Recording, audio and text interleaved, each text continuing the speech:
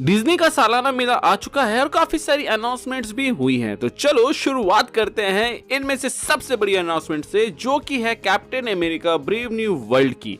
इस मूवी का ट्रेलर वहां पे दिखाया गया, जिसके ऊपर हम बात तो करेंगे ही, क्योंकि ये एमसीयू का फ्यूचर सेट करने वाली है। ट्रेलर के एक सीन में हम देखते हैं कि थंडरबोल्ट रॉस यानी कि अपना रेड हल्क एक बहुत ही खास मेटल का जिक्र करता है, जिसे टियामट के सेलेस्टियल बॉडी से निकाला गया है। वही सेलेस्टियल बॉडी जो कि पिछले 2 फेजेस से पानी में पटक के रखा गया है मार्वल द्वारा। अब ये मेटल वाइब्रेनियम से भी ज्यादा वर्सेटाइल है और इसका नाम एडामेंटियम है और ये लिक्विड फॉर्म में है। एंड क्योंकि किसी को भी वाइब्रेनियम नहीं दे रहा वाकांडा, तो अलग अलग देश इस मेटल के लिए लड़ाई करेंगे ताकि इसकी मदद से वो super humans and super weapons बना सके। पूरे ट्रेलर में ये मैसेज मिलता है कि ये मूवी पॉलिटिकल वॉरफेयर पर बेस्ड होगी, जहां अलग अलग कंट्रीज इस नए मेटल एडामेंटियम के लिए लड़ेंगे। और सैम विल्सन जो नया कैप्टन अमेरिका है, उसका काम होगा साइडवाइंडर और लीडर जैसे विलन से निपट सके। पर सवाल ये उठता है कि ये मूवी एमसीयू का फ्यूचर कैसे सेट करेगी।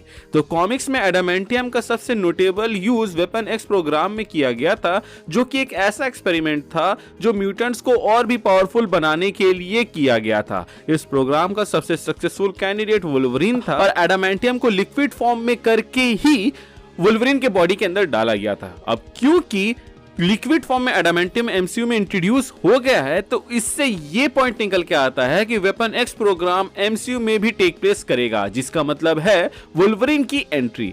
वुल्वरीन का इस प्रोग्राम में शामिल होना और एडामेंटियम स्केलेटन पाना अब फिक्स्ड है। इसका मतलब एमसीयू में लोगन एग्जिस्ट करता है करंटली, बट अभी तक वो एक्समैन का पार्ट नहीं बना है मोस्ट प्रोबेबली, और उसके पास नॉर्मल बोन क्लॉज है। और जब ये सब हो रहा है, तब ये बात कंफर्म होती है कि मार्वल अब एक्समैन रिबूट पर काम कर रहा है, जो एमसीयू का अगला बड़ा चैप्टर होगा। तो ये मूवी म्यूटेंट्स का स्टार्ट करने वाली है। ऐसी भी थ्योरीज आ रही थी कि अभी तक चार्ल्स जेवियर ने पूरे अर्थ में सबके दिमाग से म्यूटेंट वर्ड को साइड लाइन करके रखा हुआ है, मतलब कि एक्समैन और म्यूटेंट्स एग्जिस्ट करते हैं एमसीयू के अंदर, और ये सब मुमकिन हो पाया है चार्ल्स जेवियर के मदद से। लेकिन जैसे जैसे थ्रेट बढ़ते जा रहे हैं, तो अब वो लोग भी सामने आ रहे हैं, क्योंकि जो म्यूटेंट्स की तादाद है वो भी तेजी से बढ़ते जा रही है, जिसमें सबसे पहला एग्जांपल मिस मार्वल का ही होगा, जो कि पहली म्यूटेंट अभी तक तो एमसीयू में हमें दिखाई गई है, लेकिन बाद में ऐसा हो सकता है कि म्यूटेंट्स काफी समय से एग्जिस्ट कर रहे हो,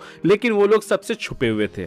अब हम लोग बात कर लेते हैं अगली अपडेट की। तो भाई डेयरडेविल बॉर्न अगेन के ट्रेलर की बात करें तो डेयरडेविल का कमबैक तो हो ही रहा है, साथ ही D23 में जो ट्रेलर दिखाया गया उसमें हमें बॉर्न अगेन की स्टोरी लाइन की एक झलक मिली। न्यूयॉर्क की सड़कों पर एक सीरियल किलर है जिसका नाम है म्यूज, अपना टेरर फैला रहा है वो। और अगर हम कॉमिक्स की बात करें तो म्यूज के अंदर कोई भी इमोशन नहीं है, वो डेड बॉडीज को अपने कैनवास के रूप में यूज करता है, जिससे वो लोगों को मारकर उन्हें एक आर्ट में बदल देता है। और किंगपिन जो यूजुअली डेयरडेविल का दुश्मन होता है, उसे भी म्यूज की वजह से ही परेशानी हो रही है।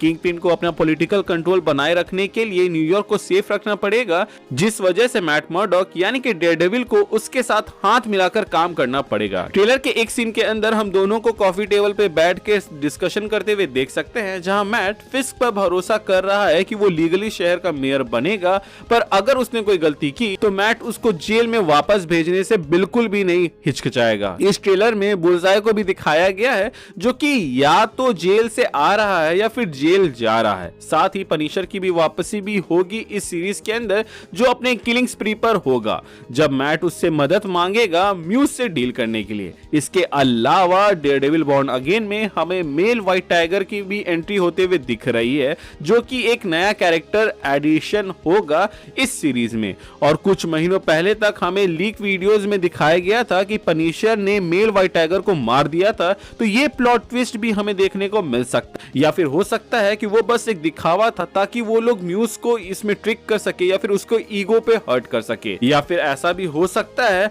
कि जब पनिशर मेल व्हाइट टाइगर को मार देगा, उसके बाद से ही फीमेल व्हाइट टाइगर हमें देखने को मिले, क्योंकि वही ज्यादा फेमस है कॉमिक्स के अंदर भी। इस स्टोरी का पॉइंट ये है कि म्यूज को रोकने के लिए न्यूयॉर्क में अलग अलग कैरेक्टर्स को अपनी दुश्मनी भुलाकर एक साथ आना पड़ेगा, चाहे उन्हें ये पता हो कि जिनके साथ भी वो काम कर रहे हैं वो उन्हें कभी भी धोखा दे सकते हैं। इसके अलावा डेयरडेविल बॉर्न अगेन में 9 एपिसोड्स होने वाले हैं और इसके 2 सीजन्स होंगे।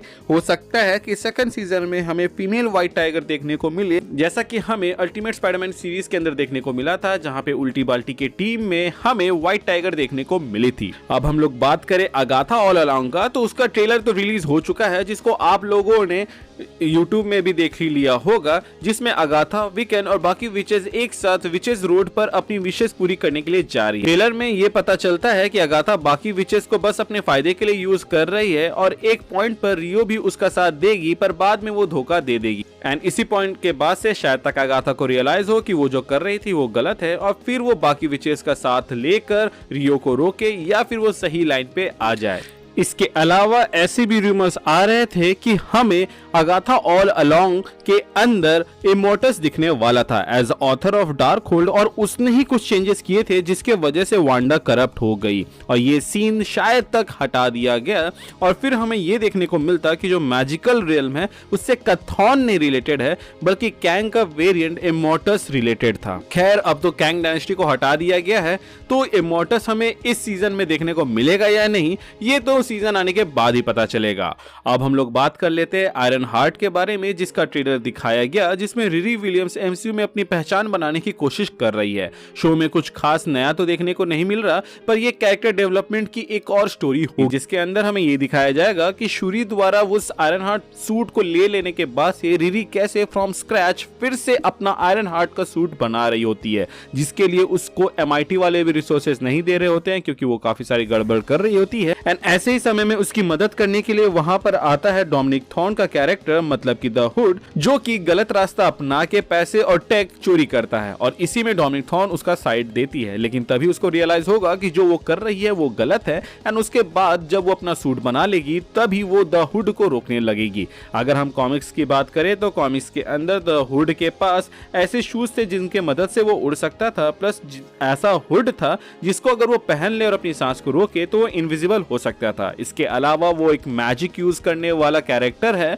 तो ये देखना दिलचस्प होगा कि टेक वर्सेस मैजिक किस तरह प्ले आउट होता है एमसीयू के अंदर। एंड क्योंकि ये एक टेलीविजन शो है, होप सो कि वो लोग इसको अच्छे से टाइम देकर एग्जीक्यूट करे, ना कि कुछ मीडियोकर बनाए। वैसे तो ट्रेलर में दिखने वाले जो सूट्स थे वो ठीक ही लग रहे थे, अब तो ये सीजन आने के बाद ही पता चलेगा कि वो कैसा होगा। अब हम बढ़ते हैं फैंटास्टिक 4 की ओर, तो इसका भी पहला फुटेज दिखाया गया जिसमें हमें ह्यूमन टॉर्च अपना सूट पहने हुए नजर आते हैं, जो कि प्रॉपर स्पेस सूट जैसा लग रहा है। अब ये सूट किसी को सस्ता लग रहा हो तो मैं उन्हें बता दूं कि ये मूवी 1960s में सेट है और मेकर्स उस टाइम की पूरी वाइब देना चाहते हैं, जो एक्चुअली देख के भी आ रहा है। ये मूवी रेट्रो फ्यूचरिस्टिक होगी, जिसका इंस्पिरेशन ओल्ड स्कूल साईफाई से लिया गया है और एमसीयू का टिपिकल मॉडर्न लुक यहाँ नहीं मिलेगा। अब मार्वल के फैंटास्टिक 4 की बात हो गई है, तो बात कर लेते हैं डिज्नी के फैंटास्टिक 4 टीम की, मतलब कि इनक्रेडिबल्स की। तो बॉस ऐसा अनाउंसमेंट कर दिया गया है कि इनक्रेडिबल्स 3 आ रही है और इसकी हाइप तो ऑब्वियस है, पर फिलहाल इसके बारे में ज्यादा डिटेल्स नहीं दिए गए हैं। इसके अलावा ट्रॉन 3 का भी अनाउंसमेंट कर दिया गया है, जिसमें जेरेड लेटो लीड रोल में होंगे और ये मूवी नेक्स्ट ईयर ही रिलीज होगी। ओवरऑल सबसे बड़ी बात यह है कि डेयरडेविल रिटर्न कर रहा है, जो कि सबसे ज्यादा हाइप को क्रिएट कर रहा है, अपार्ट फ्रॉम रेड हल्क, जो कि एंड में हमें देखने को मिला था captain America brave new world के ट्रेलर में। और क्योंकि डेयरडेविल बॉर्न अगेन R-रेटेड होने वाला है, तो हो सकता है कि ये नेटफ्लिक्स जैसा ही बन जाए और इसके राइटर्स भी वही है जो पनिशर सीरीज के थे, तो क्वालिटी की उम्मीद भी यहाँ पे हम लोग कर सकते हैं। अब देखते हैं कि ये सब कब रिलीज होता है, क्योंकि अनाउंसमेंट तो बहुत ही अच्छे से भर भर के किया गया है। मैं तो काफी ज्यादा एक्साइटेड। आप अपनी बात हमें कमेंट सेक्शन के जरिए बता सकते हैं। चैनल पे नए हैं तो चैनल को सब्सक्राइब कर दीजिएगा एंड पुराने हैं तो प्लीज चेक कि आपने बेल आइकन दबाया है या नहीं। अगर आपने दबा दिया है तो वेल एंड गुड, और अगर आपने नहीं दबाया है तो उसे दबा दे, ताकि जब भी मैं कोई वीडियो डालूं उसका नोटिफिकेशन आपको जाए। इसके अलावा हमारे चैनल का एक छोटा सा मोटो है, जो कि है लोगों की मदद करे, अपना ख्याल रखे एंड कीप मूविंग फॉरवर्ड का रट लगाकर आगे बढ़ते जाएं। Thank you for watching this video, stay tuned.